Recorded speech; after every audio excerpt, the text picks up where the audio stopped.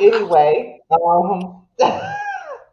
what's going on, everybody? This is your boy Scotty by Nature TV, Jamar for. you're here for another episode of the Prelude tonight. And tonight's special guest is from the Chasing Reality series, Chasing LA. I have pretty much known this guy for quite a long time, basically since my early days on YouTube, back when we both were having YouTube channels and we were both reviewing Basketball Wives. This was back during season 2 and season 3. This was early when Tammy had the bad wigs and fanny packs and all of that other stuff. That's back, so that's a long time ago. So that's why I'm very much so excited about this interview. Did her wigs And ever get better? they're better than what they used to be. Let's just say that. However, um, the guest tonight is Quan the Poet, and let's bring him into the building. It's Quan the Poet in the building from Chasing LA. There he is right Hey, there. a titty shake, titty Okay, shake. look, a little shimmy. A little shimmy, guys. But yes, thank you so much for coming onto the platform, sir. Thank you guys for having me. I'm excited. A little nervous, but I'm excited. Don't be nervous, sir. You We shouldn't be ain't nervous. gonna, crucify nobody. We here to just chat and shoot the shit. You know what Pretty I'm saying? much. We're just happy that you agreed to come onto the show because there are others who do not. Oh. Oh. But it is what it is. It is their choice. That But ain't the none choices of that they made did not benefit them. I'm just saying that we're better. But anyways, so we've already given you, your own introduction, but we're going to give you a chance to tell us, who you are, what it is that you do, and an interesting fact about yourself that people may not know. Okay. Well, my name is Quan the Poet. Obviously from my name, I'm a poet, spoken word artist. I am a author. I am now officially a teaching artist as I'm hosting workshops via online. So that's super duper dope and fun. Outside of that, I've also created my own merch line. I'm gonna just raise that. The I Am collection. This one says I am worthy. It is a line of just positive affirmations that I created. I call myself a hood spiritualist. As you may know, I love Jesus. I know Jesus, but you can get all these hands if needed, or if asked for, you can get them, no problem. Something interesting about me, people don't know. I'm very obsessed with TV shows. Like I get very invested. Like Grey's Anatomy, I like become the characters. I'm rewatching Boy Meets World, and I'm like so into Corey and Topanga right now. I'm like, How did you know I think it's broke up. Not No. for the world. So any TV show that like I watch, I get really invested into. Like I think they're real people. Yeah, so that's a little interesting. I know that's a little weird and wacky, but No, it's it's not the fact that you're into the TV shows. It was the range that was in between those two shows that you oh just. yeah, You look, went from Grey's Anatomy to fucking Boy Meets World. I wasn't expecting Boy Meets World. Never in the Period. same sentence have I ever said. I will go from Grey's Anatomy to Boy Meets World to Sister to 911 to Child Living Single. I will be all over the damn place. Like it just depends on my mood, honestly. Well, that's during the time of good TV. The girls of today don't know shit. All their stuff comes from the internet, and it's just not. It's just not the same. It's not the same. But some of the new stuff is good. Some of it.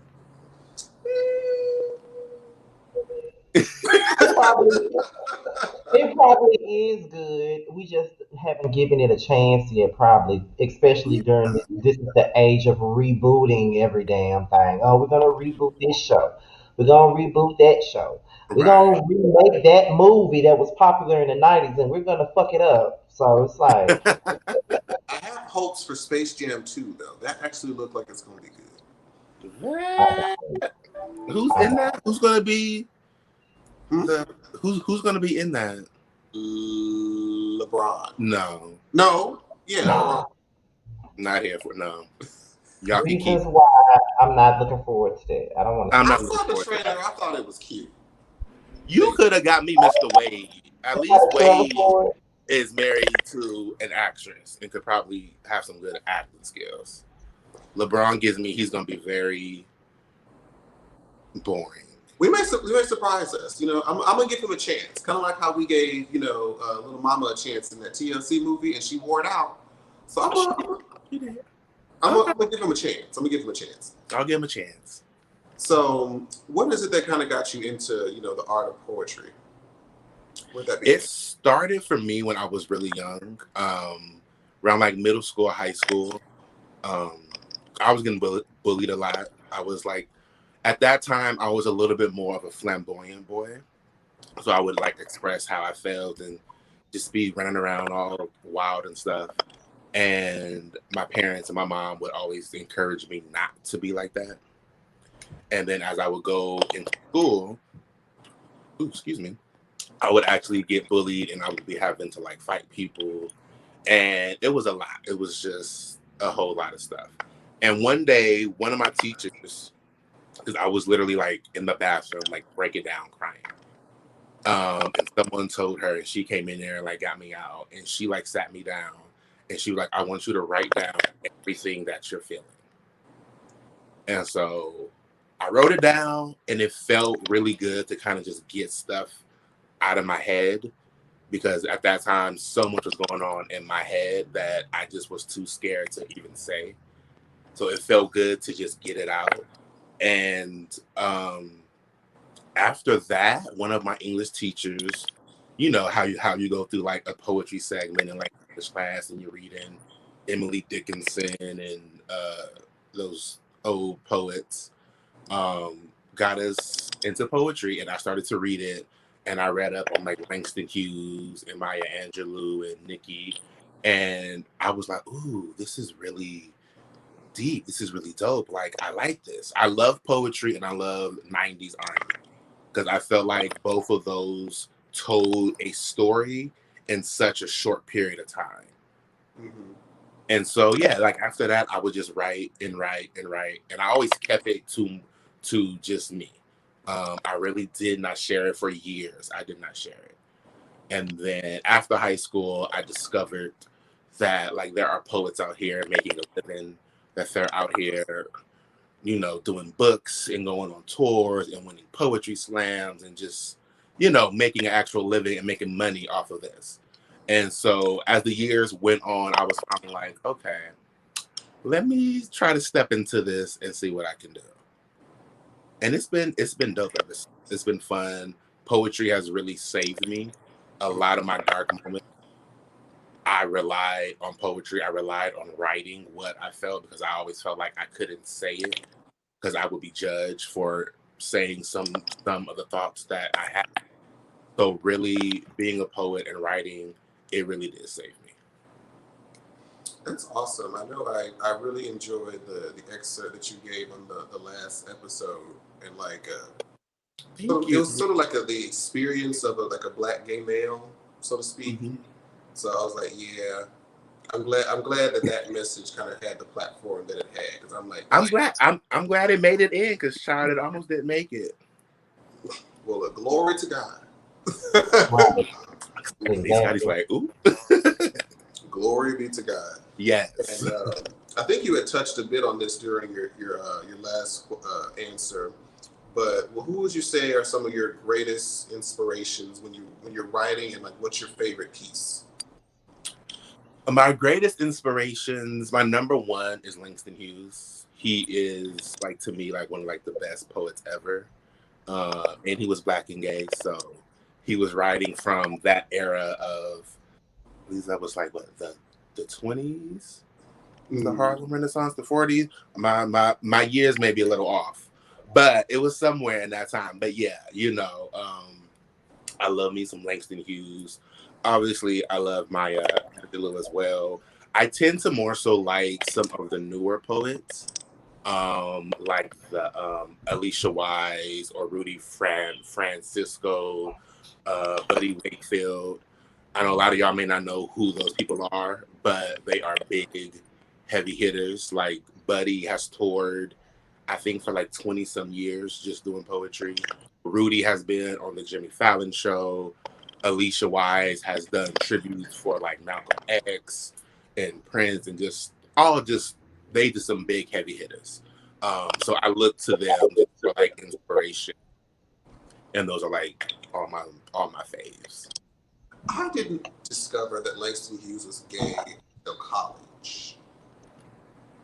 I think that's when I found out. Like I started. I mean, at first I was just reading just his poems, and that's when I was in like middle school, high school, and so I was just reading those. Like, oh, it's great. And then after high school, I started to go deeper, like into him just as a person, and I was like, oh, hey sis, Hey girl, how you doing? it's like Honestly, Like, it's oh, so this poem is really about something else. Oh, okay. honestly, him being gay was news to me tonight because I never knew he was gay ever in life. Really? I never knew. I didn't know that Luther Vandross was one of the girls either until he already passed on. Luther was one of the Oh, girls, and oh, sung, yeah. what's her name? What's Whitney's auntie name? Auntie Or cousin, whatever she is. Dionne He Warwick. must be talking about Yeah, Dionne Warwick.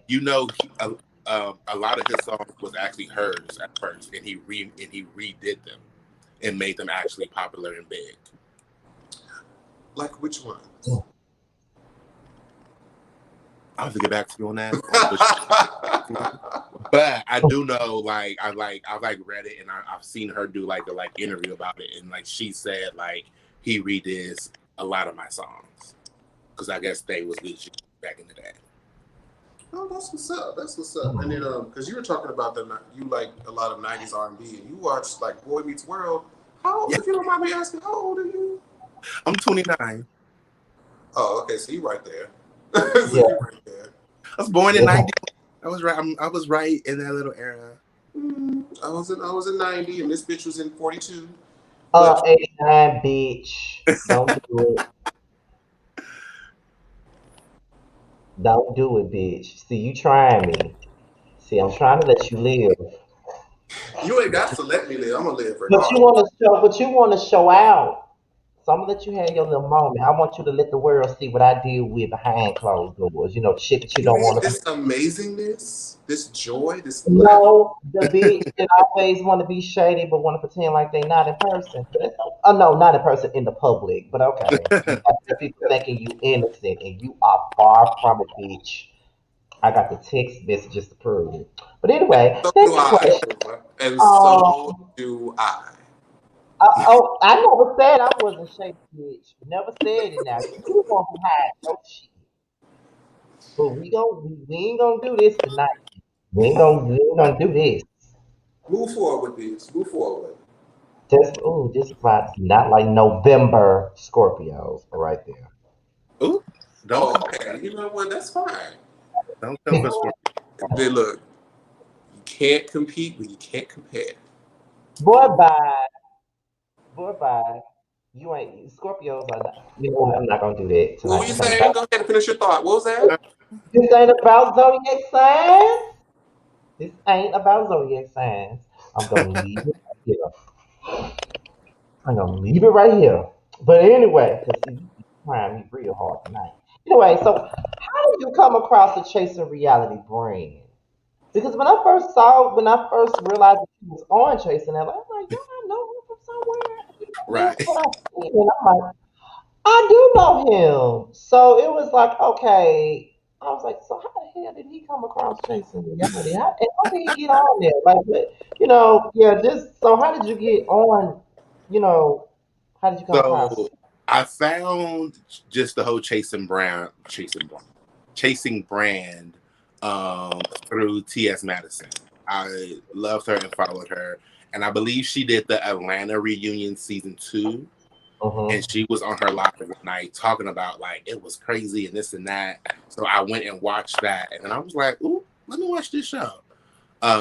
So then I just was just a fan of the show since then. And then I followed Q because he was one of my favorites. And this is gonna be a little crazy because I saw that Q had moved to Cali. I think it was like early 2020 or whenever it was.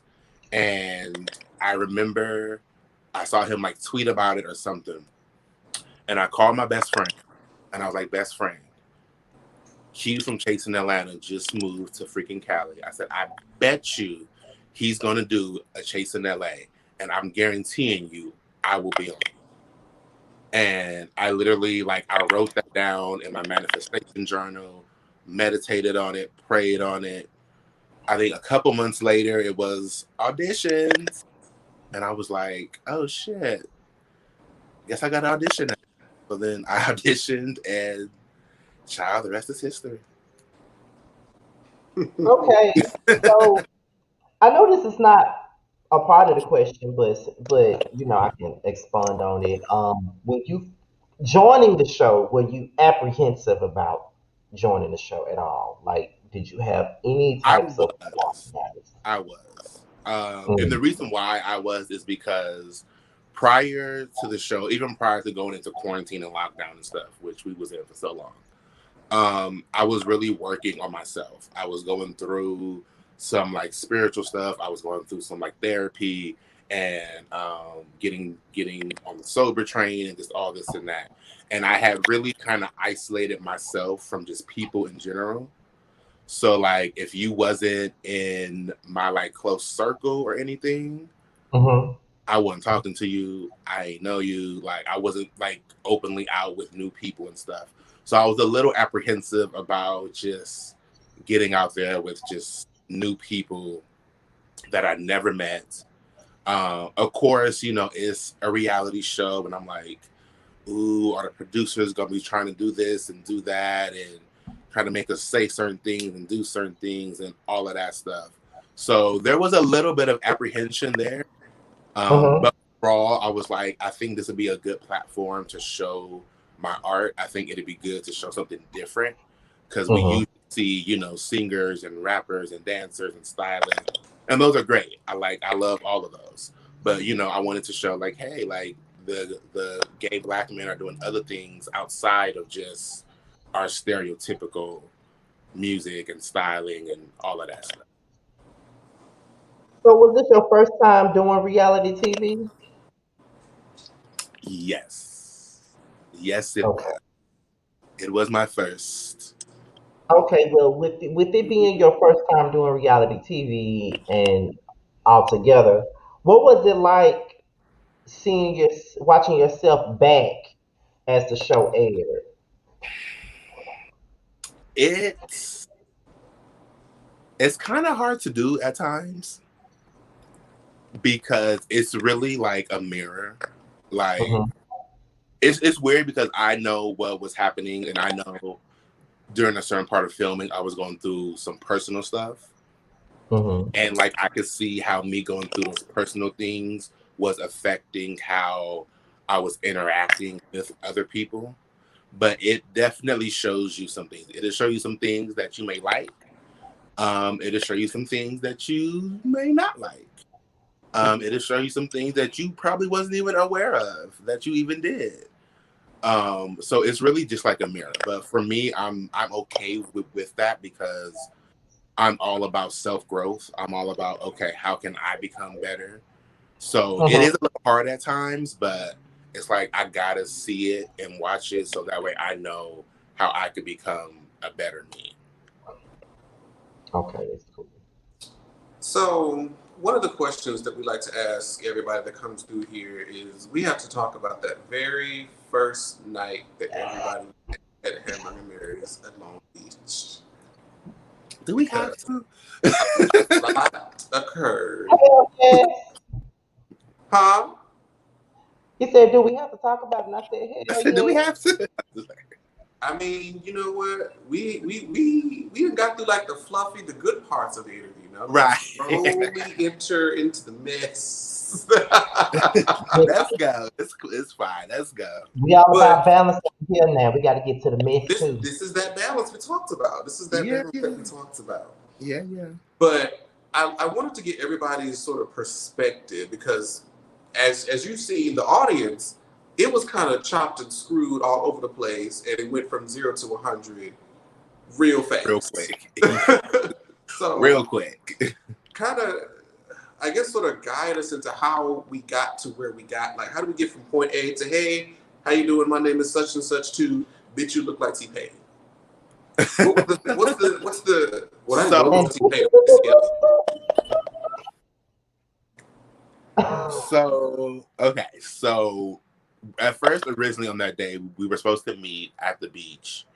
And the production team, I think, failed to realize at that time, the sun went down at like 4 o'clock, and they had us meet at 4 o'clock, so we lost all sunlight. So we go to Hamburger Mary's. When we get there originally, we're separated because of COVID. So I know there was me, Hershey, and Alicia at one table, and then everybody else was at another. So there's separate conversations going on. There was a moment where we kind of heard on the other table a little bit of back and forth. It was like somebody got a little loud, but I don't really know what happened or why it happened. I wasn't over there at that time. When we get to everybody's at the same table, we all got a piece of paper that had these questions on it. And so we go around, introduce ourselves, and we answer our questions. Some of them were really kind of goofy, like, oh, what's your hidden talent? Some of them were like, who you don't see it for, who's best dressed, who's worst dressed. Some of the questions were a little spicy. And I think that's what you guys did not see. Because some people's answers to some of those questions have people kind of going like, okay. I don't know, but okay. So that's what you guys did not see. And so it was kind of like a little bit of a buildup of like those questions, answers. And then I think when King answered his question and he mentioned something about Hershey being a drag queen, not making money or this or that, Andre kind of just butted in randomly with this, oh, you look like Missy Elliott, and then it just sparked. Like it just sparked, and like those two just went head to head. And when I say they went head to head, they went head to head. Like they went head to head all damn.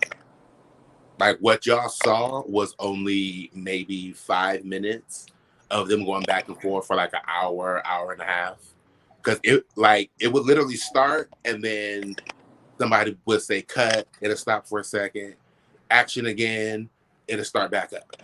And then we'll calm it down and then it'll start back up. So it was a constant up and down, up and down. The girls were reading and going in and going. Y'all know how we could get when we get a little petty and irritated. We can go for the jugular. Girls were going for the jugular, So it was a lot. And then I think it just became like a snowball effect. There was a lot of drinks going. So it was like, okay, they were fighting. And then Jayla said her whole, I'm the queen. Alicia got upset. Then they started going at it. Then Fran got in. Then it was just like a war. Like it was just like, oh shit, everybody's just coming to blows. Child. Well, during their coming to blows, there you had a very controversial confessional. Yes. Now, somebody, and I think we and Scotty couldn't remember who it was, came to your defense, and they said they kind of edited a certain way, whereas when you said that they were both dark, they said that they were calling each other dark or making, comments about each other's skin tone when y'all are both the same tone. And that was what kind of led into, your comments. Can you confirm? Yeah, so they were pretty much going back and forth, going in on each other. I remember them really going low on each other. I remember they had called King like a fat something. I think it was like a fat black something or like a fat something. And so when I made my whole comment of saying, you know, dark and this and that, I'm not gonna say it again. But when I said it, in my mind, I was like, they're going so low on each other, they're going so in on each other, and they're the same thing. Like they're talking about each other's clothes. No shade, neither one was dressed like drop dead gorgeous or like in some high fashion couture or something, you know. Like y'all talk about the way that each other look and this and that, and I'm like, y'all are reading each other, but y'all are the same thing. No shade, we all at this table are the same thing. We're all black, or we're all gay, or LGBTQ, or queer, whatever you want to put it under, you know. Um, yeah, so that was my initial thinking when that question was asked to me in my confessionals. It was just a question of like, oh, what's your thoughts on just them going back and forth and going in on each other? And my mind was just like, they're the same damn thing. They're calling each other the same damn thing. One is Missy, one is Akon. Okay, they're both great music artists. This and that. This, like, y'all are calling each other the same thing. Now I know the way it came off, the way I said it was like, bitch, what the fuck is wrong with you? You know, and that was not my like intent at all. It's never my intention to just go off on any group of people unless, you know, you done something like white people, no shade. But no shade. I mean, I have a reason to go off. Okay, I got a reason. We all got a reason to go off on them. But you know, my comment was not meant to be like, oh, all dark skin is ugly or all this is ugly. Like, no, like I love all my black people. I do so much work with black people and black LGBTQ youth and stuff. It's not my intention to want to make any of us feel like we're just ugly just cause. Um, so yeah, so that's where that actually came from. And looking back at it, I like looking back at the edit and stuff, I was just like, no, that's not what I meant, you know. And I definitely understand all the backlash. I definitely understand, you know, why people was saying what they were saying or still are saying it. You know, I definitely understand it. Um, but yeah, Yeah, but because yeah, going. it was a lot. It was a lot, and That was rough. it took me down too because that was my introduction into the show, and it was Right. just like, damn, and it like took me down. Like I was sitting at home, Yeah, I I was think sad and depressed. I was like, oh fuck, this is just not gonna go good. I think on my end, because I know that when I saw it, I'm like, that's problematic, blah, blah, blah, blah, blah. But then when we hear the different explanations as to where it came from, it's like you get a better You get a better understanding of it. understanding I of think where it actually came from. It wasn't like you were saying, um, darkies are ugly or whatever, because when you see it on camera, that's how it looks. But when you get the full understanding of or full background as to what was being said, you're like, okay, so he really wasn't trying to be like a colorist, or he really wasn't trying to right. be problematic, but the way that they pieced it together, it made It made him it look seem right. problematic. So, I think it's unfortunate because you still have that stigma on you, and the episode has been like over a month ago, and you still walk around with the same stigma, because those, I say it all the time, anytime someone has come up here from chasing LA, chasing Atlanta, chasing Dallas, whatever, I always say their comment section during the show is brutal as fuck. Listen. Okay? Brutal. Woo! I don't see how y'all can deal with Comments. it, but it is. I have to say out the comments. I haven't looked at the comments since I think episode 3. Like I just won't look at the comments now because it, it's just really it's just a lot, and sometimes it kind of confuses me at times because I feel like people in the comments they go very hard when they see something that they don't like, and it's kind of like what they see that they don't like, they do it again to us in the comments. Mm-hmm. So it's almost like this cycle just continues when everybody's like, how dare you? How could he? How could she? But then you do the same thing to us in the comments, and it's just like, oh well, y'all signed up for it, so deal with it. And we just gotta deal with it. Be like, oh, okay. I I get it. mean, but then if you say something back to them people, you say something to the same level of nastiness that they said to you, then they start looking at you like you did something wrong. But Right. by you saying this to me, you're signing up for a possibility that I may read you back. That's True. what you asked for. That's true. That's That's what you asked for. And you need to be prepared for those consequences as well. Y'all forget about that clause. that's true. That's true. That's why I just stay out the comments. I don't respond back. I just stay back because I mean I've seen some of my other cast members go back and forth with people, and I'll be like, "Girl, look, I ain't got time. I'm gonna just stay out the comments." Those are And people focus on me. those are people who have no idea what it takes to build or record and produce a show like this, and who may not even be in media or any you know fashion of it. And that's why we do what we do here. And these types of interviews have given us the insight. And then this year I got my big toe into production myself. It's Congratulations! hard. It is not easy dealing with you Congrats! bitches. And I But love Nunu. That's one of my favorite people ever. Is Nunu. I love him. So I'm excited to see it. But yeah, shout this hot.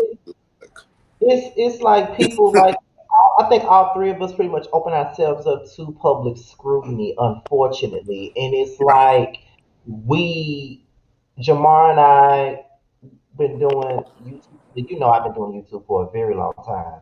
Oh yeah. So we know already how it is when you open yourself up to the public, and it's like you are pretty much up for grabs at that point because people will see one thing and make that one thing about you, or they'll come up with their own conclusion about what they see in front of them, and it's not necessarily true. If Jamar and I don't do this show for a few weeks, they'll probably be somewhere thinking, "Oh, they beefing, child. Oh Lord, they beefing. They doing this. They doing that." When we And probably it's been not sitting even. on the telephone for days And it's not while the even. show ain't airing, and it's not that serious. It's like that people will go in on you because I know for me, I'm trying to stay out the comment section under my shit. I've been doing this for too long. Let me argue with people in the comment section, but sometimes they'll say some vile shit to me, and I just feel like, okay, bitch, I got to read your motherfucking I got to. I got mind. time today. I I got got time you to today.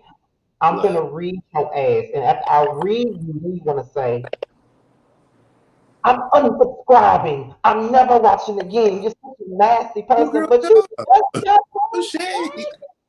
Girl, like I would get people who will read. First off, this is where I was really just confused. I'll get people who will read me in the comments and then inbox me saying, "Yes, bitch, read them. You better go in." And I'm like, "But you just read me in the comments, call me a fat colorist monkey, this, and that. But now you congratulated me and saying yes, do it." I'm it's like like, one minute they huh? love you, and the next minute When they you're don't. reading Like somebody they're you liked, you're all of yeah, those things. But then when you're reading somebody that they don't like, yes, God, bitch, let her have it. I'm like, right. I'm like, Like I learned that a long time. Like this past year with me reviewing certain reality shows, it's like they love you for a moment, but the moment you say or do something against it's over. someone that they actually like, they do not like you no more. You are the scum of the earth. You this, you that. I'm unsubscribing. You are problematic. You a color. Like I was called a colorist too. And I didn't even say Really? anything remote. I didn't say anything remotely colorist. I just said I didn't like somebody, and they just so happened to be dark skinned. But because I said I didn't like them, I'm a colorist. I didn't call them a monkey. I didn't call them an ape. I didn't say anything that was disrespectful. I just said I didn't like their attitude. But I was called a colorist. Or not only was I called a colorist, I was called a woman hater. I was told that I didn't like black women, and I don't like my Well, I mom. mean, I want to ask all those same people. Do y'all like Omarosa? I'll be on and off on her. Are we I a, used to are like we a colorist? Are we a woman hater for not liking a dark skinned black person? look. Crazy. I mean, when you ask these questions, if you make these kind of general statements, I have follow up questions. Then, if that's Yeah, it. like, I need to start having conversations because it's like once I was saying I didn't like this person, you don't like black women. I don't know why I'm watching you. I've been watching you for over 10 years and I can't It's believe you don't like black women. But it's y'all what be they the do. same ones disrespecting other black women though. And I be defending these same black women that you black women don't even fuck with. And don't care what happened to them because you don't like them. But I'm the one that hate black women. Okay, Jack. It's a crazy world we live in. Let me just say. Yeah, it is. It's yeah. It's like it's either they like you one minute or they don't. It is what it is. Like a It goes Jamar, back and like forth. like for example, if right now they may like Jamar, but as soon as Jamar says something they don't like, oh, I don't fucking like that. Get Ah, over it. not the middle figure. It's like whatever. I So said, as like, I could be wrong. I could say something wrong and be apologetic for it. But if I meant it, then I meant it. right.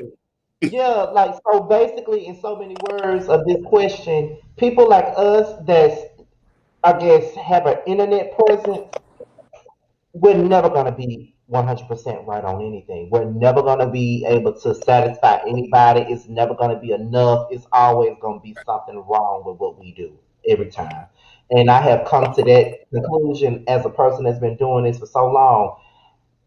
These people don't like you. They like you for a moment. They don't care. They And care they don't for a moment. they will come back every week, every video, just to tell you Oh that they love you. yes, But it's like you're still people. watching, so thank you. Yeah, you like you still put in the corner of my pocket every time you come in and click the video. But you hate me though. But and you're there's still watching, so thank you. the craziest part is the people from the hellhole that is Lipstick Alley. When I Oh Lord, please a don't bring them thread up. of how much you hate me from 2016, and you're still making new posts in Look, 2021, look. but you hate me? They don't hate you over there. They don't hate you. You can't hate. I'm just like, help me understand. They don't hate you over there. I don't think they hate me anymore. I don't think they ever hated me. They just like to read me for whatever reason. I just I don't take it personal anymore. It is what it is. I just feel like shit. Hey, But talk it's about this. so I take it look, all in stride. I mean, since I got my mouth fixed, they really don't have much to say about me now. So Boom. girl. So let's it's go into this because a few Okay. nights ago, I think it's been like 2 weeks. You know, there was an Instagram live yes. that had Oh, Quan, yes. no, not that Q, excuse me, that Q, Reese, Blake, and Ooh, Imani. I yes. saw you in them comments, Quan. You was there. You was there. I was. You And you know was. what? You And you sure? know what? And you know what though? I like Blake's personality. I had to follow her that same night. I like her personality. Blake is. I will say Blake. Blake was really cool. Blake was really cool. She's a really great person. She did have a couple little bumps in production early on. And then I'm Hmm. not sure what happened to make her leave, but I wish she would have stayed on. to see us all the way through. What would you? I mean, given production and the people that involved in putting the show together have been having like this sort of disagreement. What would you say is your opinion on how the show has been sort of produced and presented to us as an audience? Like how would you feel about the show watching it as an audience member? And also to add to that, not to mention the negativity that's been thrown you guys' way. I have seen a lot of negativity. I want to throw that in there too. So at first, I did not understand why people hated it so much. And I think that's because I was watching it through a cast member's eyes. And as a cast member, you know most of the group scenes, you know what's happening. So you just kind of see like what's missing that they didn't show. And so then I had to sit back, and I actually sat back with a few of my friends. I'm like, okay, let me watch this with y'all from y'all's eyes, because y'all ain't seen the show yet. I'm gonna just sit back and watch. And as we going through the first episode, I had to keep pausing because they kept asking me questions. They're like, well, what happened here, and why did this happen, and who was that, and where did this and that? And I'm like, okay. Now I'm looking at it through this view. It is the way it was introduced and produced. I think the first couple episodes, it was like they just fast forwarded to all of the drama. And there really wasn't some sort of like introduction to who everyone is a little bit. I think everyone wanted to see and kind of meet each cast member first, and then kind of get into all the foo-la-la and all of the drama. Yes, the way that it happened, it did happen that way. We did meet at Hamburger Mary's, and the girls got to arguing and going back and forth. It did happen that way. It did. But I think the way it was presented wasn't what the fans wanted. I think they wanted some sort of build up to it. But nonetheless, I still think some people went a little too hard on it. I think we live in this world where if it's not what you like or what you want, then you're like canceling it, and you're just gonna just destroy it and just go in on it. And I feel like there still should have been a little bit of grace, a little bit like, okay, that was a little rocky. Let's see what kind of comes from it. But I remember first episode, a lot of just comments were just like, no, this ain't it. No. And also, I think some of y'all think LA is this big, glamorous, lovely place. Girl, I am born and raised here. LA is not that fab. It is not that fab. It is not that grand. It is not that lovely. We have pockets of loveliness surrounded by foo-la-la and ratchetness, okay? And that's just the reality of it. Like, and I think people saw LA and was like, oh, wait, this isn't what I thought LA was. And I'm like, no, it's not all diamonds and gold and bitch, we're not in Calabasas. Those housewives, the Kim K's, first off, they don't even live in LA. They live in Calabasas. That's like an hour north of us. Okay, they up in the hills and the mountains alone. They don't even come to LA. They film up there. Okay. We ain't up there, up in Calabasas. We ain't up in Bel Air. We ain't, in those places. This is like real, regular people, showing their lives and really trying to make it in LA. And it's hard as fuck to make it in LA. I guess they thought y'all were gonna be in Beverly Hills and Malibu and shit like. Listen, I guess it's what they thought. That's why I love bringing the LA girls on, because they can confirm. Because I'll be talking shit because I was in LA for 2 years. Mm-hmm. Wonderful time.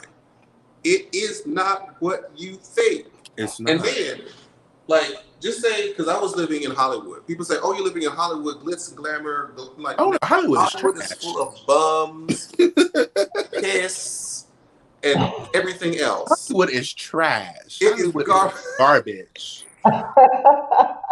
Only time it gets cleaned up is for an award show, which happens 2 or 3 times a year.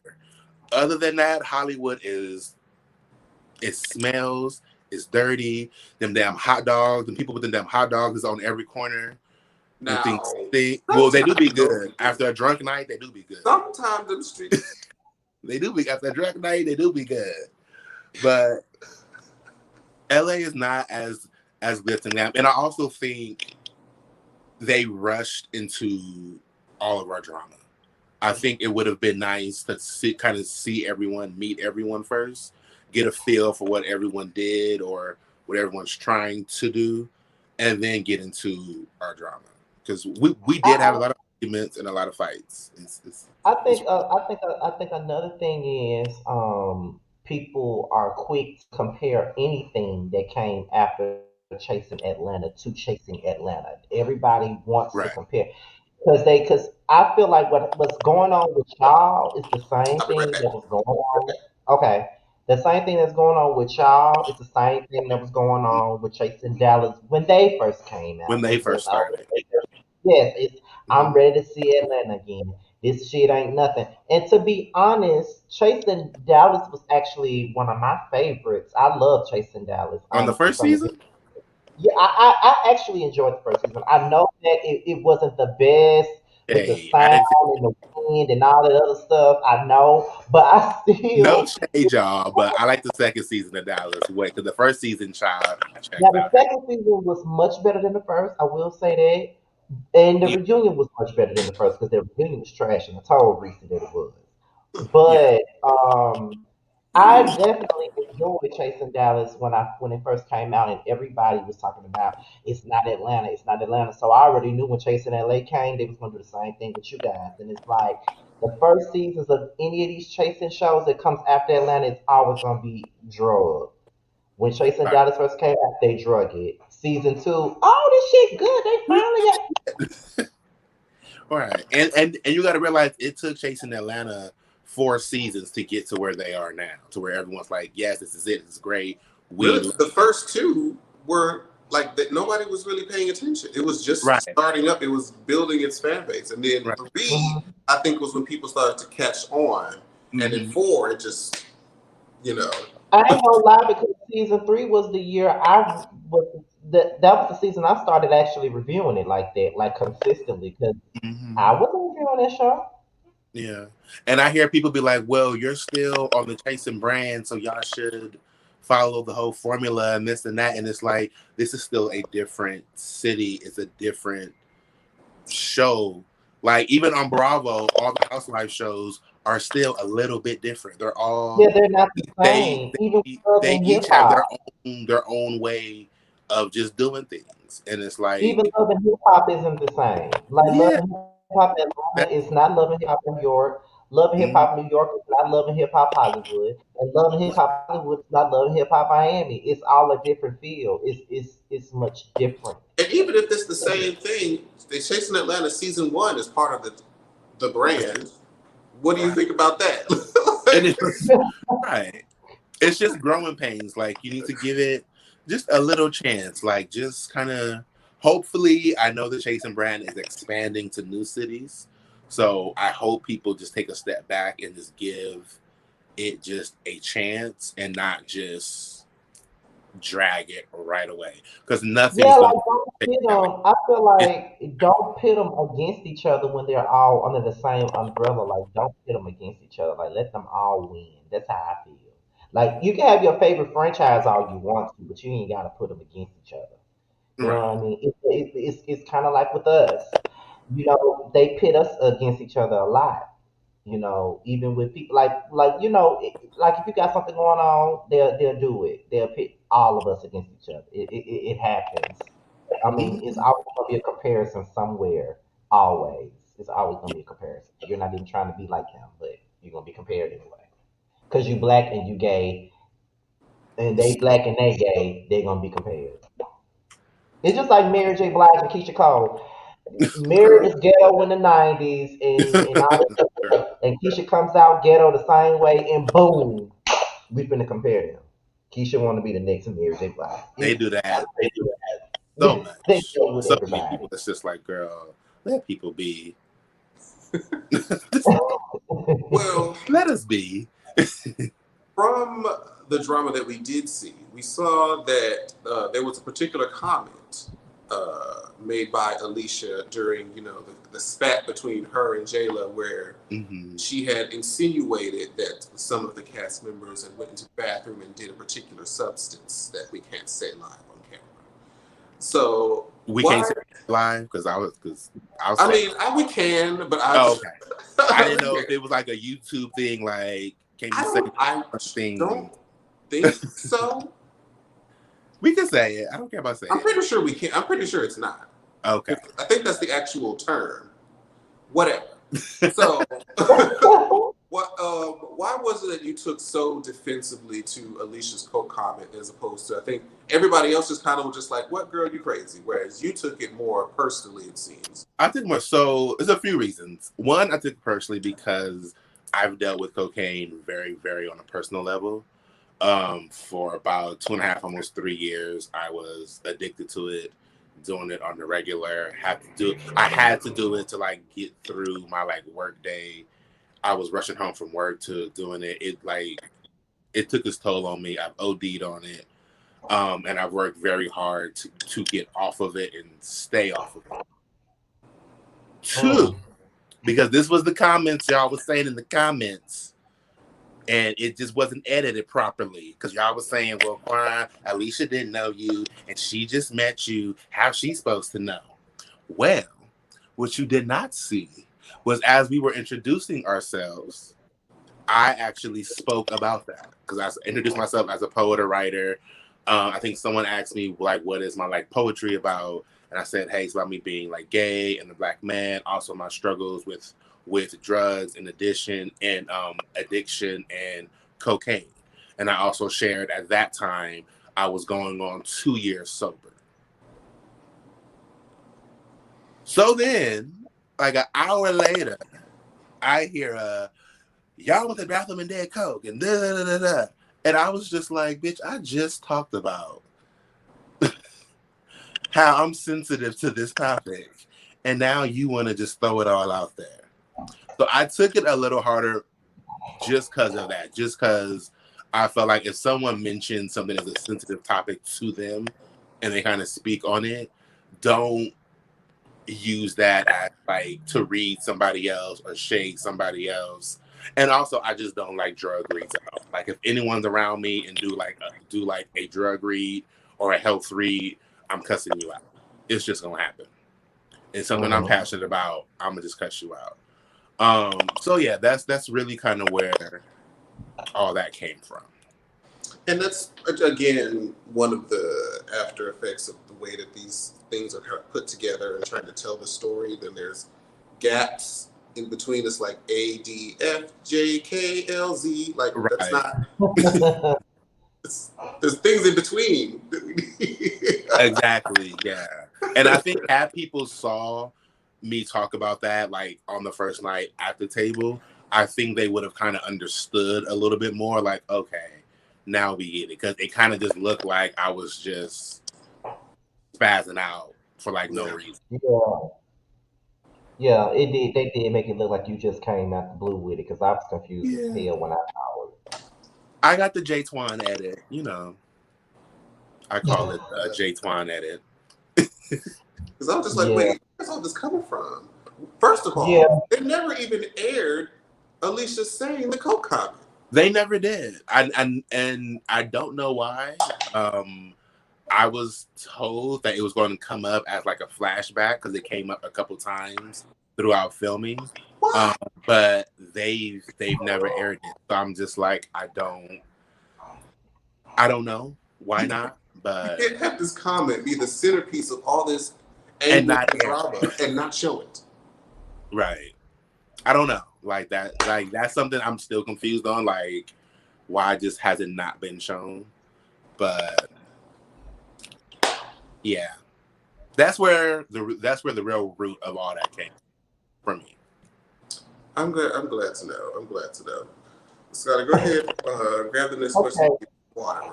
Okay, so you and D. Hawkins had this infamous scene that everybody criticized about it being an hour long.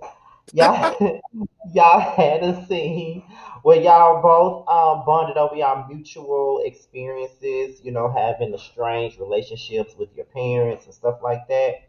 Hmm. So if you can walk us through what that relationship was like. I think it was with your father, I think. Hmm. Or Yeah. if you can walk us through what their relationship was back then and what it's like presently. Yeah. So first, let me say that scene with D Hawkins, it did not seem that long. But when I was watching it, I was like, girl, what the hell? Why is it so long? So I felt y'all like, yeah. But as far as my father, he was a drug dealer, and he was always going in and out of my life because he was obviously, out and about selling this and that and going to different states and doing it and all that stuff. And so I think when I was in like the sixth grade, he went fully away to prison for like 15 some years. And so he was just gone. And it was hard for me to grow up without him because I really didn't have another father figure. My mom at the time was working at times 2 jobs, 3 jobs, just to kind of take care of us. So she's constantly, going to work, going here and there, and just, trying to make ends meet. She's like, I ain't got time to teach you to be a man. Like, go figure it out or something. And so it was hard for me, especially during the years of high school and middle school, getting bullied and fighting. It was like I needed my dad, and that little 15-minute phone call. Sometimes it'd be once a week, sometimes it'd be once every 2 weeks, sometimes it'd be months go by just based on if he got money on the phone or this or that, like that wasn't enough. And it was hard to, it was just having him just absent and gone. For me, I felt like he chose the streets over me and my brother. And like he chose to kind of just go out and do things that could get him in jail. Although he was doing the best he could and doing what he knew how to do to raise kids and, all of that stuff. When I was younger, I felt like he just abandoned us. Hmm. But now we are in a much better place. He is out. He's been out for a few years now. Um, and he's doing well. Like now we actually talk um, on like a regular, and like I'll go over to his house and see him and like hang out with him. So now it's kind of like we're making up for lost times. It's still a little strange because I still got a little bit of resentment. I'm a Scorpio. We could hold a grudge. Ooh, So, good. Don't tell our secrets. some It of ain't that no still secret. lingers. Everybody know Shut up, Paul. But we are definitely in a much better place, and I love the fact that we're both committed to working together to make our relationship just stronger and just better. well, that's good to know. Praise That's, God. that's Yeah. really good. Come on, bro. Okay. Okay, so can you provide some insight on what went on at the mixer in the latest episode that came out about 2 weeks ago? Like, what brought you and Andre to the boiling point that y'all was in? Because you was going in, and we want to know what the hell you was going in for. What happened? So the mixer. Okay. We get to this mixer, and from the moment I walked in, Andre to me just seemed very negative. Now, Mm. initially going in to this mixer, I wanted to do two things. I wanted to address Ian because I had just heard he'd been talking mess about me, talking mess about everybody, and he ain't know nobody. Hmm. Just address him. And then I wanted to like officially squash things with Alicia because I realized like I was holding on to it and holding a grudge, and it was like, girl, let's let this go and start all over. Boom. That's all I Hmm. wanted to do. I get there and Andre is just off. he just had a different energy about him. And I remember when I like came in and stuff, he was like, "It's gonna be a good time, so make sure that you keep it cute and keep it cute in here, Quan. Keep it cute." And I looked at him like, I haven't said anything about not keeping it cute, girl. Like, what are you talking about? As the night goes on, mind you, we were supposed to wear red, or it was on the invitation. I did not wear red just because I didn't want to. Um, and he felt some way about that. He literally, I was making a drink. He was like, "Bitches showing up in orange and not in red. These bitches just want to be shady. They just trying to be shady. Oh, they love them a moment. I can't stand these bitches." And then he storms off. And then literally the whole night, in between him and King arguing this and that, the whole night, Andre is just cussing this. I don't know if it was at everybody, if he was just frustrated, but he just kept saying, "I'm sick of all you bitches. I'm tired of all you bitches. Can't do shit nice for any of you bitches." Like he said it, I would say probably at least like 5 or 6 times before we even sat down at the table. We get to the table. I think Fran and Alicia talking about the whole pronoun thing. Andre just stands up out of nowhere and just starts screaming at everybody, as y'all saw. And that was the last time he was going to say, "I'm sick of you bitches," because I was tired of it. And I was just like, "Andre, how are you going to tell us to be quiet and listen to each other, and you be the main one arguing? You be the main one going back and forth." And no shade, I did have a little blackout because all I remember is him saying, "Well, bitch, I ain't said nothing to you yet." And then next thing I remember was I was like in his face, like grabbing at him. Yeah. So seeing that scene back, I didn't even know what I said. Like I blacked out because I was like, "Oh, bitch, are you trying to challenge me? You like this is what you want? Okay, girl, I'm a match you, and then I'm gonna take it times 10. Now, can you keep up? Because this ain't what you want to do." That's what the Scorpios do, child.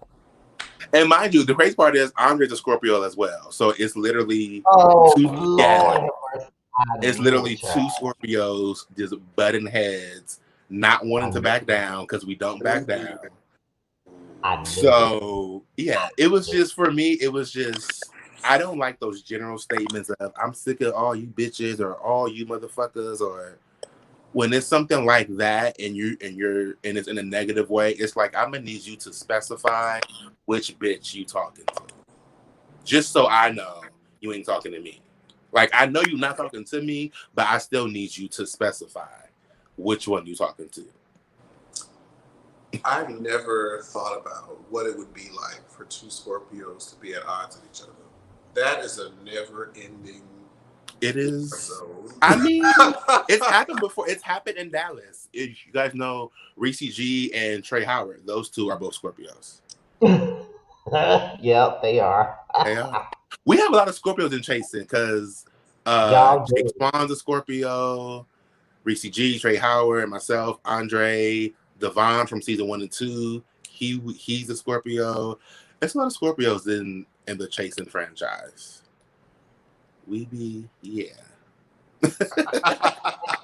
I literally have no representation. Yes, I do, and everybody hates him, so I'm not even going. What sign are you? Aquarius. Who's an Aquarius in chasing? Eric James, Oh, the well, one from the. hey Eric. I don't mind Eric. I think Eric has a good Everybody on heart. the show hated him. I don't mind I think Eric. Eric has a good heart. What'd you And say, Eric's Jamar? cute. I like Eric. He's I said cute. I don't mind Eric either. I didn't either, but everybody on that show hated his ass. It's like everybody's after him, and I'm like, so is this what it would be like if I was on that show? Is that what it would be like? Maybe not.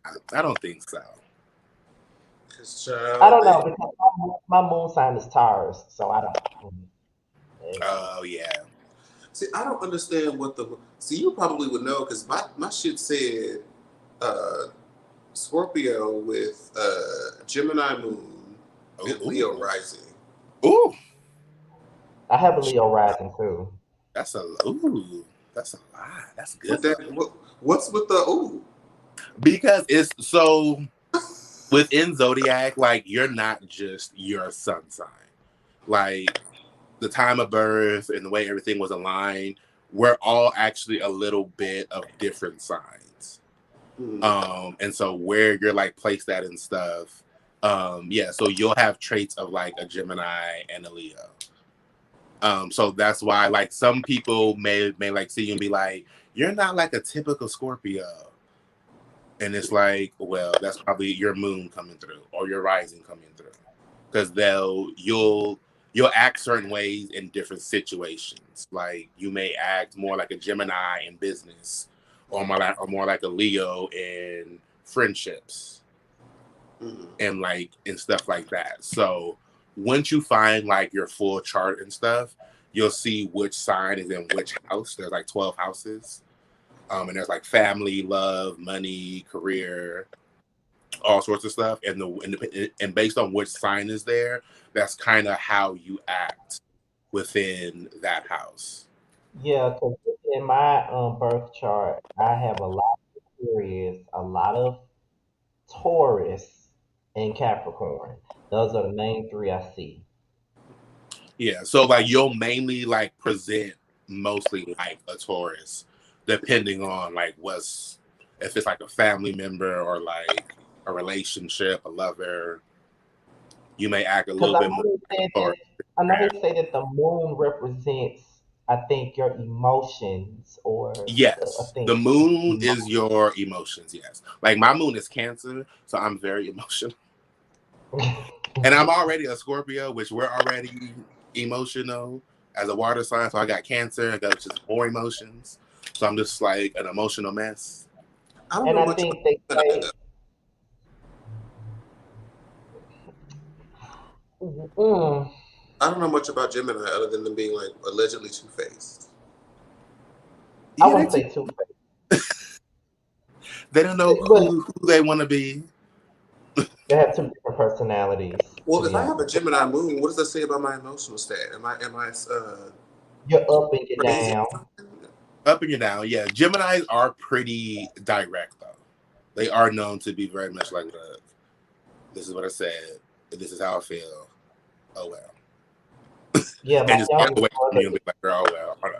my youngest brother is a Gemini, so I know he's a Gemini, and he is. My dad's a Gemini. Yeah, like he'd be happy as fuck one day, the next minute, get the fuck in my face. What the fuck is wrong with you, bro? Y'all just go You- up and down a lot. That's all. And I think Man, they said Mars is your, is it your sexual thing or something? I don't Mars know. is I forget. I gotta pull up all that. I have it all like on my laptop to like read it and Yeah, stuff. but I forget. I have a Taurus I think Mars as Venus well. is your love. I think. y'all are Um, going way too far out to my knowledge. I have Because I have no idea what's talking about. my Venus is in Aquarius. See, I have a every lot of. every planet is associated with it. And yeah, it's okay. Let's get back to Jason LA. Sorry, Yeah, y'all. because we all went to other shit. Okay. Of astrology. So What y'all, yeah, I was here with you for a while, but then We didn't we went too went on far. we went on somewhere else. Okay. So what advice would you give someone who may aspire to be on a platform such as Chasing Reality? What type of advice would you give, Chad? um, don't do it. No, I'm just playing. I'm just playing. I'm just playing. I'm just playing. I'm just playing. You ain't gotta tell me twice. I swear. I'm just playing. But no, I would say make sure you are ready for it. Make sure you know that you are going to be open to the world, to people, to strangers, saying anything and everything they want to say about you. Um, Also, I would say make sure you know why you want to be on the show, and don't get caught up in the mess or the drama or the show. Like, if you have a goal of, okay, I came here to do this and show this, make sure you stay on track on that goal and don't get sidetracked. Because it's easy to get sidetracked. I can imagine. And I think because we've been approached to do these shows before, and we just feel like no, they don't want us on there. We feel like we wouldn't. Look, some people ain't. Look, there isn't such thing as too real for reality TV. And like, honestly, it's no shade. I think Chasing LA has a few moments of it's just like, girl, this is a little too real. This is a little too regular of what happens in real life. And sometimes people don't want to see that because it really shows how bad or how negative our world actually is. And they kind of want to escape from all of that. So they want to see this fantasy of stuff. Yeah, because like even with the reality stars we see on TV, they do a lot of shit for the sake of a show. They want to like the shady confessionals and stuff like that. Because if I don't have a problem with you, I'm not gonna shade you. Like if Now, I'm gonna play, see, that's also like if I'm gonna playfully shade someone, it's gonna be Jamar because I know him and that's my friend. But if I don't fucking know you and I'm not gonna do that. So if I'm looking back at the show and I see someone throwing fun shade at me and I don't even know them like that. When I see them at the reunion, it's gonna be like, okay, so what the fuck you say? What the fuck you say that for? Like, I don't even know you like that. Like, we ain't cool like that for you. We don't shoot marbles like that for you to be taking shots at me like that. Like, what the fuck is your problem? I take offense. yeah. But see, confessionals are also, it's kind of on production and what they ask. I've learned production is very specific in their questions. Sorry about this motorcycle outside. They could be very specific and want a certain sort of reaction. And if you don't take a moment to like stop and think what you want to say or do, then you could end up saying something real shady or messy or problematic and not even really know it. Because sometimes the questions I'd be like, girl, y'all just gonna make me say something about this, huh? Like, okay. Sometimes. I'm not with the bullshit. Like, all these little games. It's a lot. It's a lot. He's not lying. I'm not. Yeah, it's because it'll be like, so talk about Jamar and what he said, and you may say something nice. I'm like, no. He said specifically, Scotty ain't shit. Respond to him saying you ain't shit. How does that make you feel that someone said you ain't shit? Action. See, and then on these shows too, And nothing then you on be these like, shows. well, bitch, you did. See, That's that's what I'm literally how saying. confessionals go. That's how it And then goes. another thing on these shows, they get into it with each other, and then the next season they cool with each. No,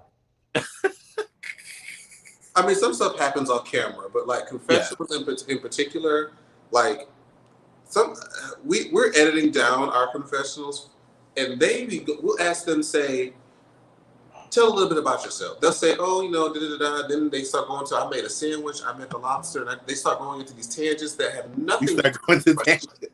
Nothing to Like, do with the question that we asked you. It's just like, we girl, will I do asked that. about you. Why are you giving me a history of your grandma? Like, We will do that. And like I will say, Q is the producer. He will cut you off the moment you start going off. He'll be like, cut. He'll be like, that ain't what I asked you. Bring it back. Do it again. He be like, make it short and sweet. Come on. hey. He do. He be like, cut. He will cut you in a second. Like, that is not what I asked you to talk about. Because if you don't, they will go and run the riot. It's just then you have to edit all that stuff out, and nobody got time for all that. Yeah. But it's a lot. It is definitely a lot. So if anyone wants to get into a reality show, be it on YouTube or on a network, just know it's a lot. It's a lot to film. It's a lot for confessionals. It's a lot aftermath. It's just a lot. I have it. Our reunion is coming up, so I'm kind of looking forward to it to see how this goes. What you wearing? I'm not even sure yet, honestly. I think I might wear red just because I didn't wear it for the love and party. So I'm gonna just show that I can be a good sport. I'm gonna wear red. Um, but I think I'm trying to get this like custom made suit, so it's gonna be cute. Okay, I'm excited to see the fashion. It's got to be. I mean, we didn't got all this pressure on us because the girls don't like our fashions. So now we got to go out and get shit custom made and outfitted and looked down because the girls have said that's LA. They ain't fashionable. Bitch, we wear t-shirts and jeans out here. Look, again, most of those are people who have never been to California and have no recollection of what it actually is. If you come out here, Yeah. you wear t-shirts and jeans, or t-shirts, shorts, and some flip flops. Period. May get some coochie cutters every now and then if it's hot enough. Yeah. But and if we going out, a cute shirt, a jean, a little Chelsea boot, bitch, we good to go. Hiking up the damn trails. Hiking up the trails. Never again, I tell you. Never. I did it once. Baby, that day. Steps, and I almost died. That day at them steps, Q was like, okay, y'all gonna come up this. I'm gonna give y'all, I think, just one time. I said, Q, all y'all gonna get is one time. So y'all better be ready with these cameras because I'm not going up and down multiple times for a damn camera. Y'all better work it out and figure it out. I'm gonna go up once. Once I hit the top, I'm done. I'm sitting my ass down. let me paint a picture for those who've never been to the hills of valleys of California. There is a neighborhood that we hiked up through, and it is so inclined. If your young child were to accidentally roll their little play ball out of their front door, it's 2-3 blocks down. It will roll all the way down to the bottom of the mountain. Okay? If you forget to put your car in park and leave it in neutral, it's rolling. It is at the bottom of the mountain. No, ma'am. Those no, hills, ma'am. people's like driveways, like the street is like this. Like no, you literally start to walk up, and it goes from flat to just. It's you walking up like it's ridiculous. Some of them are just How do you live up there? I can understand hiking, but how do you live? I'm scared. Yeah. No, ma'am. I'm scared. But anyways, and then the mudslides come through, and they be all hurt, like, oh my god, my house, bitch! If you was living on flat land, this wouldn't have happened. Living on a fucking girl, please! I saw that shit. I'm like, how? Why would you do this? Nice homes, by the way, but why would you? Gorgeous homes, but why on the side of a mountain? So, are there any upcoming projects or anything currently that those who are live in the audience and those who may watch the playback can support you with? Yeah, so you guys can go to quanthepoet.com. My book, The Struggle, it is out. If you buy it from the website, you actually get a personalized signed copy. I will write a personal message just for you. Yes, I really sit and think of something to write just for you to make them as individual as possible. Even if I don't know you, I'll try to say something. My merchandise, the I Am collection, it is also there at quanthepoet.com. I am working on another poetry book, which will be available this fall, which is coming soon. And just follow me everywhere, Quan The Poet, QUAN_ The Poet. All my social media is there. And what else I got coming up? Oh, my spoken word EP. It is coming out this summer. I am excited for it. I'm looking at it on my whiteboard, and yeah, it's coming, and I'm super happy. Well, congratulations. Stay tuned. To see Thank you. We got a cute little audience. We got almost 50 people watching it and watching it. Yes, hey, girls. So what's going on, y'all? How y'all doing? we take, like sometimes with some, like when we interview people from news shows like this, it takes time for the numbers to build the fuck up. I swear it does. It can be very frustrating sometimes, but it take a little bit of time. for them to come up, but they here, so you know. As Whew, long as they get here, that's all that matters. they made it. Now, before we end each interview, Okay. we play a little game with people that are from the LGBT web series. And the game is when we call out every single person from the cast of your show, and you are required to describe them in one word, one sentence, or you just describe them however you just say whatever you think of them, and it doesn't matter if it's one word, one sentence, or just a few sentences. It's really up to you. So, See, yes, this is how all the drama starts. All these damn games. What do and this. you mean? This is how drama starts with all these games, all these question games. Okay. And remember at the beginning, no Miss Brittany, America, no Miss Black Universe, no Miss I've been Continental. look. This little hard mics is almost gone now, so ain't no telling what I'm gonna say. Ole do it. Go ahead. Scotty, you go first. You want me to go first? um, I'll go first. The first person from the cast that I would like to name is Alicia. One word to describe Alicia: loving. That's I right. It agree took with a while for us that. to get there, but That we bitch there. is crazy. You said what, Jamar? I said that bitch is crazy. I love her so much.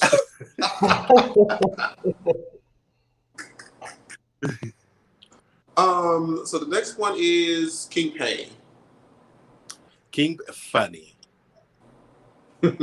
Just funny. Just overall, just he's always laughing, making you laugh. He's just a big ball of just fun and just funny. Jeremy.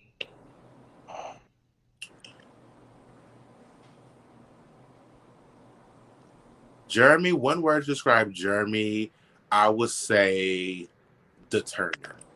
He's always very focused on his work and what he's doing and where he's going. He's very just like zoned in. Jayla. Goofy. That child is just goofy. Completely goofy. Just be talking and rambling and just a goofball. Fran. Uh Fran. One word to describe Fran. Existing.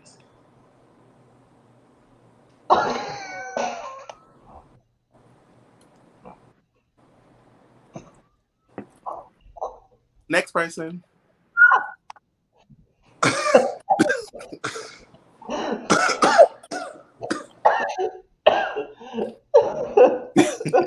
So the next person, I'm not Scotty is falling out like this. because you just said existing, like you know, I that, mean, that's a person that breathes. They blink as well. that's what came to mind. That was first thought, first mind. It's no shade. That existed. I gotta use that one. Oh, Go good. ahead. The next person, Ian. Um, he's a stranger to me. I really don't know him. So he's just a stranger. There's a stranger in my house.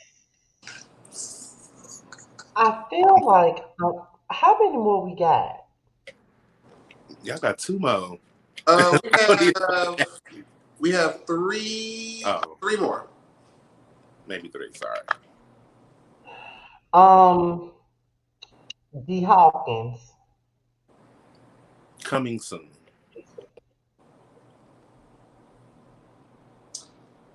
I know why you're saying that, and you are shady. He's still coming soon. Even when he's arrived, he's still coming soon.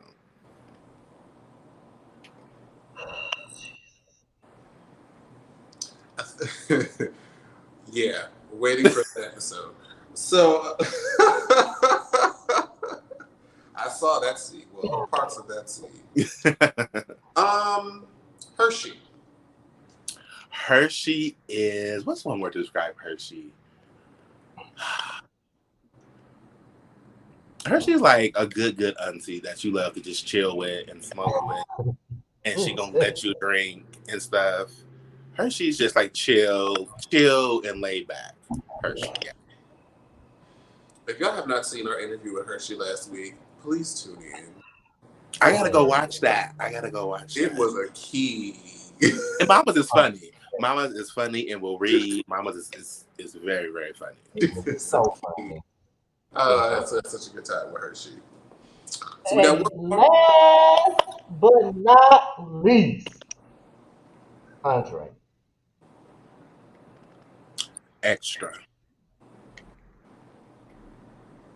very that. Very that. I agree. Very that. I agree. I mean, you made it through that game relatively easily. You know, Child, I'm gonna get a text message. What you meant by that? Oh, I'll be like, girl, leave me alone. look, Scotty, Thank you for the reunion, girl. Some of the stuff that people be saying here be getting them in trouble. They start acting and doing stuff, and it'd be weird because I don't think we say nothing. Well, we don't. They do. Right. But either way, I said what I said, and I'm not changing it because I meant it. Hurry. He said what he said. We just interviewed him. Yes. Don't take it out on Scotty or Jamar. They just asked the question. Okay, look, we had to make we didn't Wait, before you do it. If the interviews get too shady or we feel like the guest is just going off and just reading the hell out of somebody, we have to pause and give this disclaimer. Go ahead, Scotty. all comments and all feelings are not a reflection of Scotty by Nature TV, Jamar 84, or the Prelude brand, as well as our brand Boys Night Out. It has nothing to do with us. It's all the person in question, which is the person that we're interviewing. It has nothing to do with us. So please leave all comments and all concerns with the person that we're interviewing, not Scotty by Nature TV, nor Jamar 84. Thank you. Oh my God. Y'all should do that at the beginning of every interview. Just we do it when necessary. We haven't had to do it this particular interview. The past couple ones we definitely had to. I'm not that shady. The Alicia one, the D. Hawkins one, we had to do it several times because I don't need nobody from me. I'm sure she was either talking about me or talking about Jeremy. I'm more than sure. No. I didn't watch it. No? I didn't watch it because I don't watch her. So I'm not going to watch her. But oh, you're talking about with D. Hawkins? Oh. D. Hawkins, yes. Yes. Yeah. I'm more than sure. Yes. I thought you were talking about Alicia. Let's say no. No. Not Alicia. D. Hawkins. But so also at the end of the interview, we like to, ask our guests, like, did you have fun? Did you have a good time? Do you feel like we did our job as the hosts of the show? Give us your feedback. I loved it. I had fun. I knew I was going to have fun because, one, I already knew Scotty. So I was like, okay, this is going to be fun. I've seen y'all in the past. I've watched both of y'all on YouTube and the reviews and stuff. So I'm like, this is going to be fun. I'm like, they probably going to ask me a couple questions I may not want to answer, but it's what you got to do. It's part of the whole show and everything. So, but overall, it was fun. It was easy. Y'all make everything, I feel like I'm just kikiing with two friends.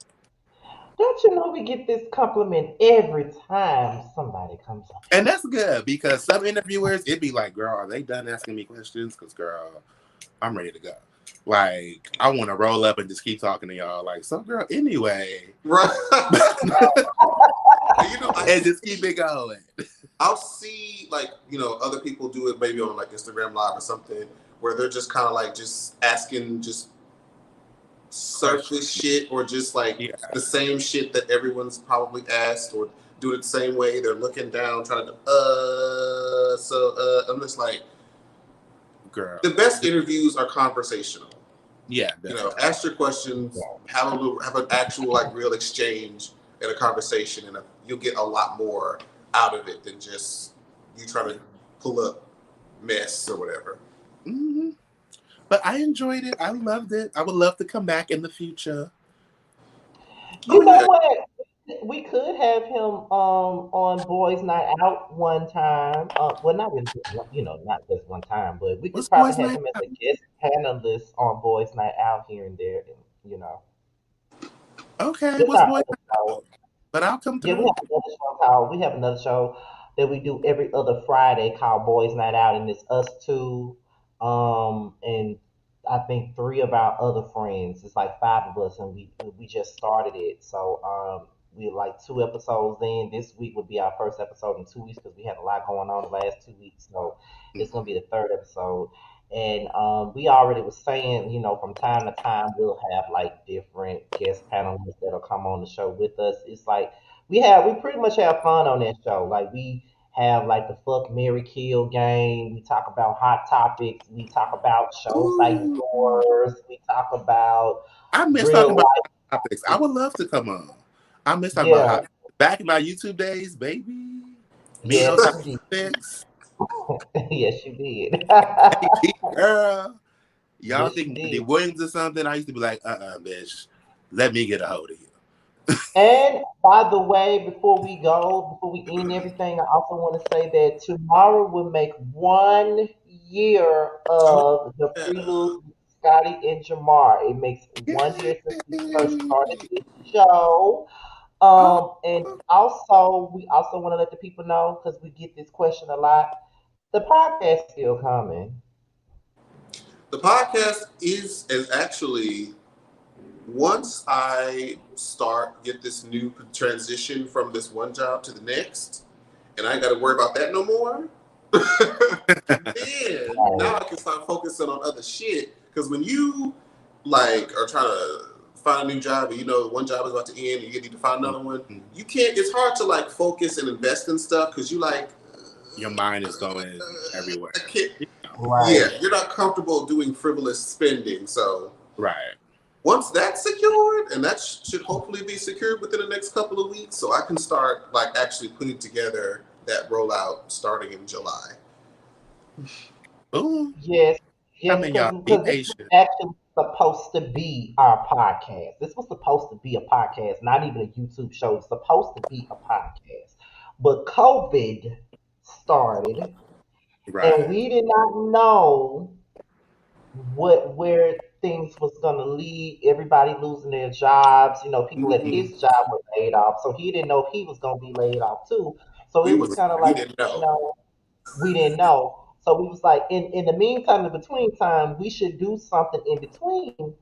time Look how to God see. worked. Look how God So worked. we started off doing this. It was mainly just a regular old show where we just talked about, different stuff. Maybe we'll do a gossip driven show here. We'll do a Hmm. topic driven show here and there. But then we started doing interviews and it took a life of its own.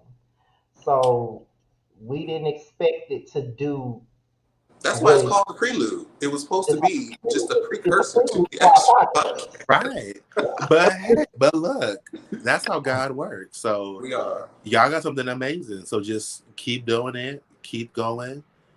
And I 'Cause, mean, I you love know, it. The people love it. So see, I'm gonna y'all tell you y'all are like on we the told, right path. So just keep going. I'm gonna tell you like we told Q. We it started off with us asking for the interviews. That's how it Hmm. started. We were reaching out to them for interviews. I think the first batch of interviews we did was with G Status. We did them with Tremel, Ike, and Devon from G Status. Those were the Geez, first that. interviews we ever done. Did they Right. finish their season yet? I'm sorry. I don't want to be messy. Oh, okay. Keep going. I didn't say nothing. No, they did not. Okay. But they were our very first interviews. Then we started going into interviewing the people from at least most of them from Chase in Atlanta. And Hmm. then from there to, okay, now other people are reaching out to us for interviews, or people are reaching out to us for their shows. And they want their cast to come on our platform to be interviewed by us. So now they're coming to us. Now sometimes we'll still reach out to someone and book them or whatnot, but for the most part, people do come to us for interviews and stuff like that, or to do other things with their shows. So Y'all better work. we're doing something right. Like, I know we're not a big show yet. Like we're, but word of mouth is a powerful thing, and I think that people Mm-hmm. may have seen it, may have heard about it, and they probably was like, okay, I want to go on this show and see what it's about. And then they probably told somebody, oh, those two guys do great interviews, and they probably Oh went from yeah, there. y'all are really great. Like I would be like, yo, go on the show. I don't know who from my cast said no, but if I'm cool with them, I will tell them to come on. I don't know if I'm cool with them or not. If I'm not cool with them, I they'll don't come think you on. are. I don't think Okay, you are. well then I'll say in public, come on the show. I can't tell you privately.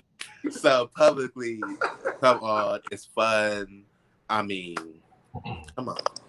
And we appreciate it. We definitely appreciate you coming onto the platform, sharing your stories and experiences with us and the audience at large. But yeah, we could definitely bring him on to Boys Night Out because he's practically one of us anyway. It's not, he was a YouTuber just like we were. So Right. I was, and I was back when YouTube, no shade, when it was good. Oh yeah. When it Oh was my God. like your boy 2010, Nunu and Africano Boy, Scorpion Show, Quadir, Yeah. Brian that's what I'm doing B. the show with is Nunu. That's when it Yeah. was good. It was like Man, it listen, was just YouTube it was was a different. It was it was a different time. It wasn't mhm. because Jamar started around that time too. Little do you know, he started around that time too. So 2013. Okay, yeah, 2013 or 2012. So that was still pretty much the golden age of the hmm YouTube blogger. I think. I think it really. Good. I think it started to change.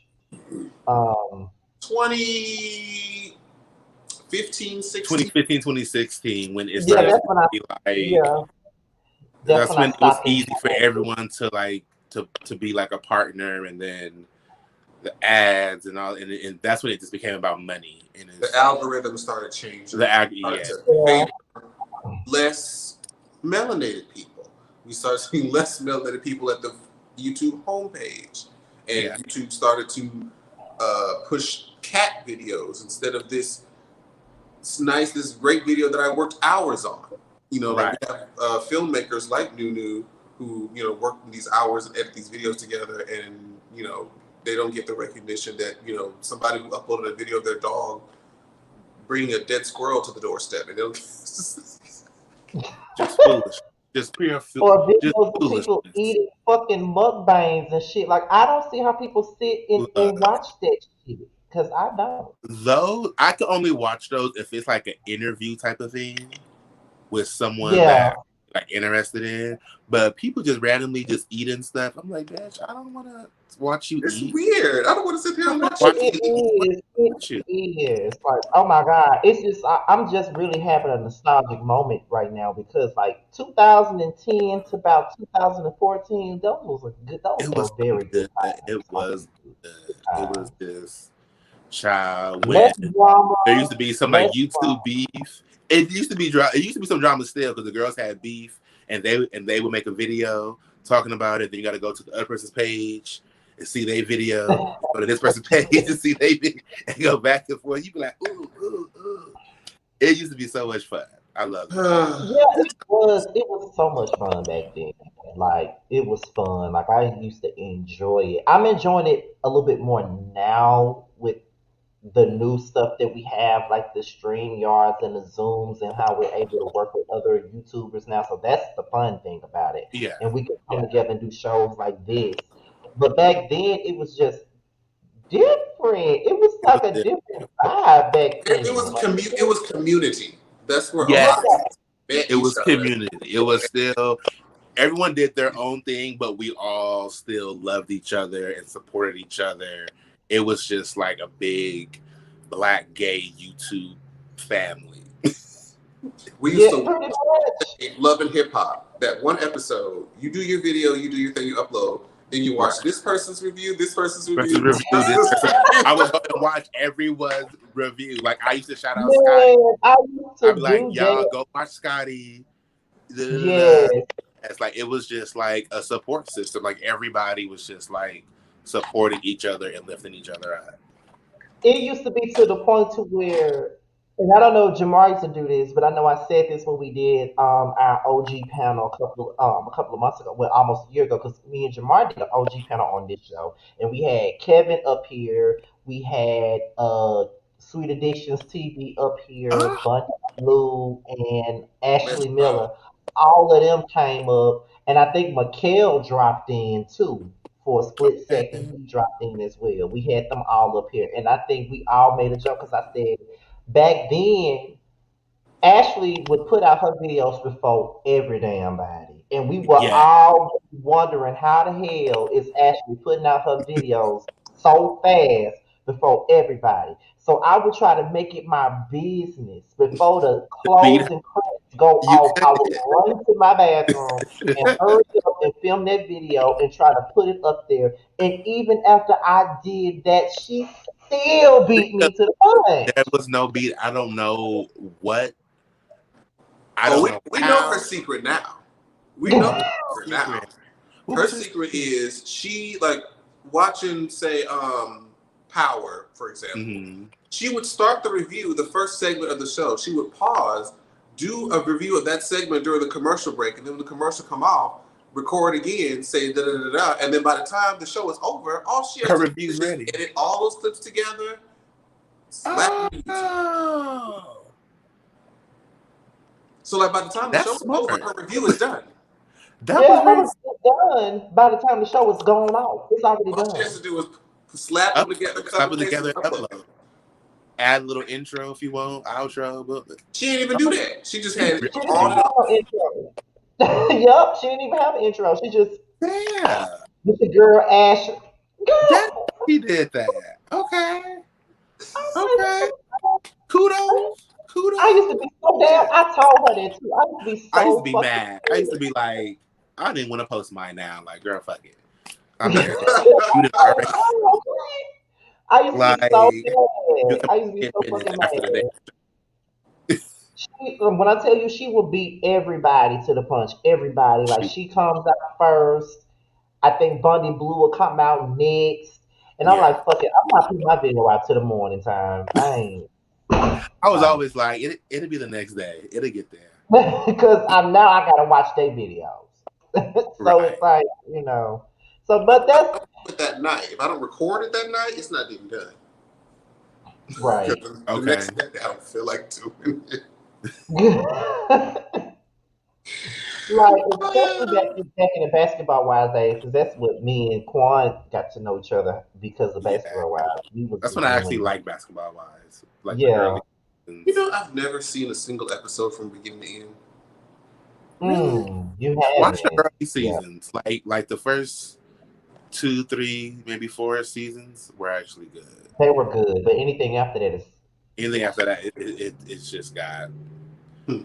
That's back when like Tammy and Evelyn got into it over the non-motherfucking factor shirts. And Tammy was yeah. to her. Tammy went to her little shoe store and said, "Bitch, I'm suing you." And Evelyn was like, "Oh well," and ripped it up and was like, "Fuck you." I was like, "Ooh." All this shit will be mine, except it's Right. gonna be called Tammy's, bitch. Like, it's gonna be from Duce, Doces, however the fuck you say it. The world is called Duce. It was so good Love, back then. Oh my so god, it good. was so Loved it. I loved it. I can't. Well, you know what? We'll sit here and babble on forever. But we certainly How long appreciate have we been live? We just been an hour and 43 minutes. Ooh, this is long. Thank y'all for staying. good. Because look, we that's why, and I forgot to mention this with you, but it ended up working out because we tried to tell people like, oh, our interviews aren't like, I think they're only used to like 30 minutes. I'm like, no, we last It's about an usually hour and a like half. it's usually like 30 to an hour for an interview, roughly. It's like no, because I think that's what But I know Jeremy some of is. y'all's goes long, so I'll be like, all right, like as long as I'm having fun, I'm good. Like if I wasn't having fun, I was gonna be like, okay, thank you guys so much. This was lovely. I appreciate it. Watch Bye. Chasing LA. This Thursday, new episode. But before That's what before it's we for go, me, man. also want to address this too before we go, because the our 1 year anniversary of the Prelude is tomorrow. But because my uncle passed last week, I really didn't have any time. Me and Jamar didn't have any time to discuss that or anything like that because I wasn't in the mood to do shit. He had to really drag me to do the Hershey interview because I wasn't going to do that either. So, but we did discuss something with somebody to come. We're going to put something together for our 1 year anniversary. It's probably gonna come out in June sometime. So we Okay. still gonna put something together. It's just that the perfect world it would have came out tomorrow, but because of everything that happened with me over the last week, we didn't have any time to discuss that. So we'll have something coming out for our 1 year anniversary. It's gonna be a lot of fucking work that we ain't doing. That's Child. number one. We just gotta go through the shit, but it's a lot of work for somebody else to do because we ain't doing it. But it is what it is. However, be on the lookout Friday for Boys Night Out. We return Friday night. Jamar will be out of town this weekend, so he won't be able to be there with the rest of us. But we do have a guest panelist by the name of Stanley Curry.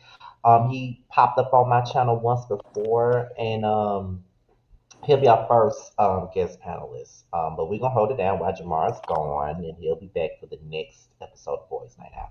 Also with Quan, you may see him on a future episode of Boys Night Out. I think it would be fucking hilarious. It'll be You fun will. I'll come because through. Just let me know. I'll Hershey be. already agreed to do an episode too. Hershey agreed to do an episode. You should have me and Hershey do it together with y'all. Might as Oh well. yeah, that would be fun. But we're gonna figure it all out when it's time. But thank you guys for watching. Thank you, Quan, for coming up on the show Thank with you for us. having me. I Thank had a you good for time having doing this. It's just like having an old friend up here because I already knew you before all of this. me. Yeah. So we appreciate it. Anything else you want to say, Jamar, before I end the broadcast? Hollywood is raggedy, dusty. It smells like piss. It is not what you see on TV. It is all a lie and an illusion. It is. Remember, LA is the land of illusion. It's what we do. Deception. And And It's deception. Lies and and deceit. Fairy tales and fallacies. Okay. This is the then, my same place that friend, will do a whole falsehood. show on the Universal backlot and swear that they up in a New York somewhere and it's just a wooden little shit that I'm so they built. glad. I'm so glad that Jayla gave that. She's like, look, I am paying $1,600 for a box A studio. in LA when you can Listen. get a 1 bedroom apartment that's decent size for like 700 in Mm-hmm. Vegas. Mm-hmm. LA will chew you up and spit you out if you are not that girl. And if you and are with that that, girl, you're still gonna get chewed. and with that being said, you guys, we are out of here. Good night, everybody.